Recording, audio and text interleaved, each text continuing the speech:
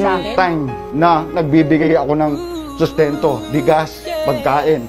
Hayaan mo akong magsalita dahil puro kasinungalingan mga sinasabi mo. Lady, naging mabait na ako sa'yo. 8 taon tayong nagsama. Kung naging battered wife ka sa akin, hindi ka magtatagal ng 8 taon sa akin. Lahat ng gusto mo, binigay ko, nagpakahirap ako. Nagtrabaho ako sa bukid, pagiging bag announcer ko sa basketball. Lahat ng sahod ko, binibigay ko sa'yo. Nag-abroad ka, hindi mo kinaya, hindi ka makauwi. Anong ginawa ko? Binenta ko ang motor ko para mabayaran mga utang mo. Pag-uwi mo, sinong sumundo sa'yo? Lalaki mo. Ilang buwan makalipas na lamang ko, buntis ka. Hindi kita sinaktan, umamin ka sa akin na ang pinagbubuntis mo ay kay Dennis sa tropa ko. Pero hindi kita sinaktan, kaya huwag mo sabihin battered wife ka sa akin. Ako nga, nagtatrabaho 24 oras, nagugwarya ako. Pagdating ko sa bahay, diretso ako ng bukid. Ni pagkain, tubig na malamig, di mo man ako bibigyan.